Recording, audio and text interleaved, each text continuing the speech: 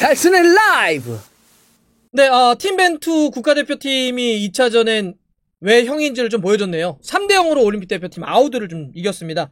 1차전이 이제 2대2였으니까 2차전 3대0 이러면은 이제 1승 1무로 해가지고 팀벤투, 그러니까 국가대표팀이 결과적으로 이기게 된 거죠. 그래서 좋은 뜻으로 또 1억 원이라고 하는 돈을 지금 이제 어려운 상황 속에서 또 기부를 좀 하게 됐습니다. 뭐 뜻도 좀 깊죠.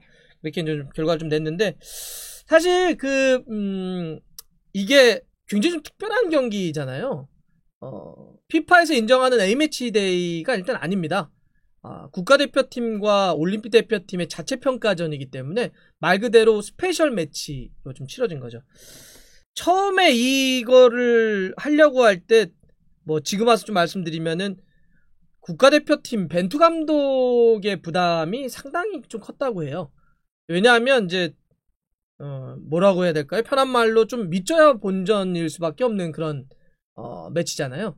그러니까 국가대표팀이 올림픽 대표팀이랑 하기 때문에 지면 욕먹고 뭐 이기면 뭐 당연한 거 아니야? 뭐 이런 게 되는 거죠.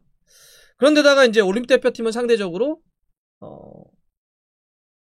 원래 이 23세 이하를 기본으로 하고 있기 때문에 이번에 해외파가 못 왔잖아요. 코로나 때문에 뭐 여러 가지 문제들 때문에 국내파 위주로 했기 때문에, 그러면 올림픽 대표팀은 원래 이제 그 주력들이 그래도 국내에 많이 있기 때문에 큰 문제가 없었는데, 국가대표팀 같은 경우는 또 소집 자체가 어쨌든 이 해외파들이 많이 주력을 좀 이루고 있는데, 뭐 손흥민, 황의조, 황희찬, 뭐 이재성, 권창훈 이런 식으로 많은 선들이 해외파가 좀 이루고 있는데, 해외파도 못 온 상태에서 뭔가 국가대표팀을 꾸려서 하기가 쉽지 않았다는 거예요. 그래서 벤투 감독이 제가 좀 뒷이야기를 좀 들어봤더니 솔직히 좀 부담감이 좀 있었다.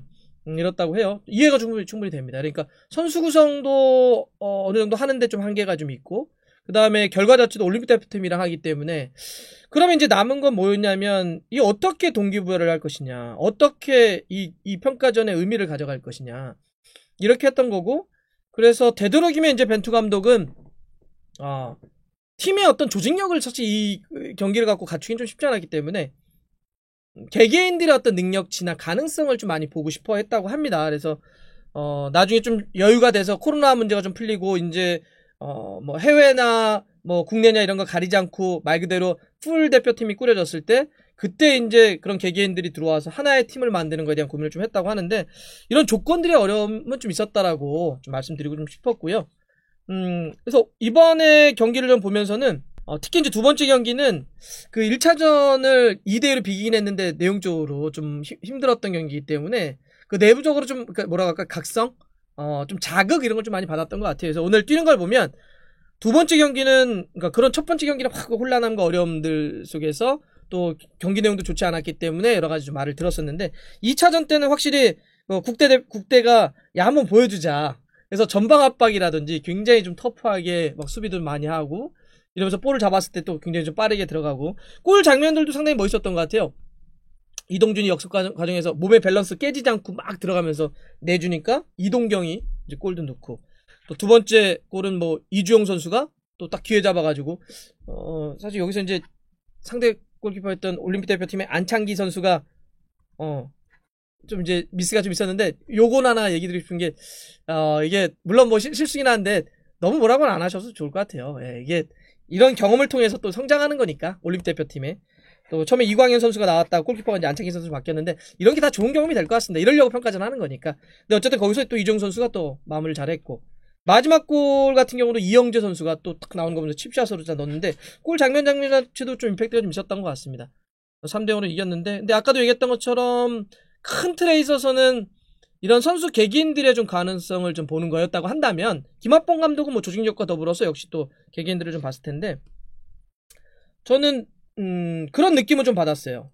참 그래도 우리가 이 중심축과 더불어서 선수 구성의 자원들의 폭의 가능성을 좀 확인한 거 아니야. 무슨 얘기냐면, 축구가 이제 이렇게 중심축이라고 하는 게 사람으로 하면 척추죠.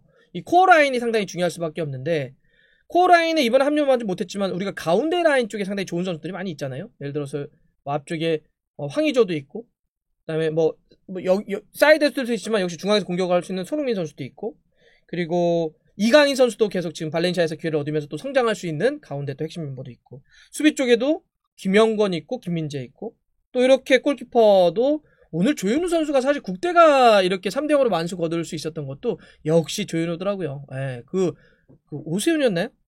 그 슈팅 잡아낸 것도 그렇고 아주 결정적인 거를 잘 잡아내가지고, 와, 사실 약간 양 팀의 오늘 차이 중에 하나는 저는 확실한 거는 양쪽 골키퍼들의 차이였던 것 같은데, 이렇게 중심축 자체가 우리가 상당히 잘 갖춰져 있구나. 그리고 여기서 성장할 수 있는 선수들도 이번 두 번의 평가에서 봤던 거잖아요. 원두재 같은 선수들도 보면서 이게 기본적으로 척추 라인이 좋으면 그 다음에는 사이드는 붙이면 됩니다. 그래서 우리가 기본적으로 이렇게 척추 라인들이 확실히 우리에게 자원들이 있는데, 그러면 다른 선수들이 어떻게 좀 붙여서 들어갈 것이냐 이런 거 놓고 봤을 때도, 예를 들어서 오세훈 카드도 이번 우리가 평가전 때 가능성을 보고, 송민규 선수도 가능성을 보고, 엄원상 선수도 가능성을 보고, 뭐 수비 정태욱 같은 경우도 피지컬이 좋으니까 좀 더 경험을 쌓은다고 한다면 더 좋을 수도 있고, 또 그 밖에도 정말 많은 선수들이 아까 골 넣었던 선수들이라든지 또 이렇게 가능성을 좀 보여주는 것 같아요. 저는 아까 뭐 안창기 선수 얘기도 잠깐 했었는데, 이렇게 중심축에 붙여 들어갈 수 있는 선수들이 끊임없이 경쟁의 구조들을 좀 갖고 있어야 돼요. 이게 그 대표팀은 자칫 잘못하면 이게 잘 안 바뀌게 되거나 이러면 뭔가 그 매너리즘에 빠져가지고 새로운 어떤 자극을 받기 어려워가지고 약간 좀 고인물이 될 수도 있는 그런 가능성, 위험성들이 좀 있는데, 이번에 평가전이 저는 이제 그런 자극이 조금이라도 되면 얼마나 좋을까 좀 생각이 돼요. 그러려고 또 선수들도 많이 평가를 하려고 좀 지켜봤다고 보는데, 계속 이렇게 새로운 선수들이 가능성을 좀 보면서, 물론 중심축은 저는 어느 정도 현실적으로 좀 이루어져 있다고 봅니다. 중심축은 있겠지만 다른 선수들이 이렇게 사이드에서 계속 들어오면서 자극을 주고 경쟁할 수 있다고 얼마나 좋을까 생각을 해보고요. 그러기 위해서 이제 두 번째 올해 들어와서 이제 평가전이라고 할 수 있는 다음 달 그 유럽 원정 평가전이 또 중요할 것 같아요. 그때는 이제 이번에는 국내파들을 실험을 한 거고, 다음 달 11월 13일과 17일에는 이제 우리나라 대표팀이 유럽에서 두 번의 평가전을 갖게 됩니다. 그때는 이제 A매치가 됩니다. 오스트리아에서 이제 하게 될 텐데, 북중미의 한 팀과 중동의 한 팀을 만나서 이제 평가전을 할 거고, 그때는 제가 듣기로는 어떻게 하냐면, 국내파들은 기본적으로 가기가 좀 어렵습니다. 그건 이따 뒤에 말씀드리겠지만, 해외에서 뛰고 있는 모든 선수들을 한번 다 부르겠다는 겁니다. 네. 그래서 지금 다 라인업을 꾸리고 있는데, 지금 좀 이렇게 안 채워지는 포지션이 조금 있다고 해요. 거기가 골키퍼하고 풀백 자리, 여기가 조금 안 채워지고 있다고 해요. 유럽에서 평가전, 유럽파들만 다 불러 모아도 나머지 포지션은 웬만큼 다 된다고 합니다. 그쵸? 지금 여러분들 생각하기에도 뭐 황의조 있고, 손흥민 선수 있고, 이강인 있고, 그다음에 권창훈 있고, 정우영 있고, 예, 이재성 있고, 다 있잖아요. 수비 쪽도 다 어느 정도 좀 갖춰져 있는데, 근데 지금 골키퍼하고 풀백 쪽이 조금 부족하다고 해서, 그건 어떻게 할 거냐? 11월 중순에 우리의 울산 K리그에 전북, 수원, 서울이 카타르 도하 가서 아챔 이제 일정을 소화하는데, 아마 그 선수들의 일부 중에 그 부족한 포지션을 좀 채워서 하는 방식으로 좀 갈 겁니다. 예, 지금 얘기했는데 황인범 선수도 있고요. 다 있습니다. 그런 좋은 선수들이 있기 때문에, 아까 황희찬 제가 얘기 안 했나요? 뭐 그런 선수들 다 좋은 선수들이 있기 때문에 재밌을 것 같아요.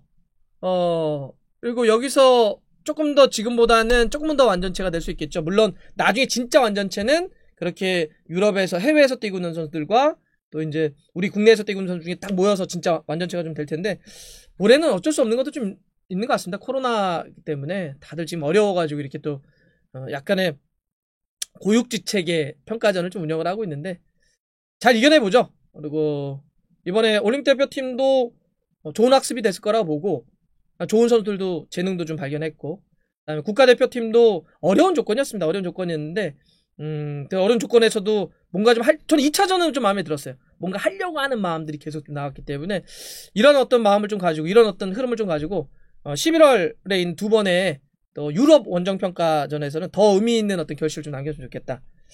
그때는 유럽파들 다 모이면 재밌을 것 같긴 합니다. 어떻게 경기가 될지 또 한번 지켜보겠습니다.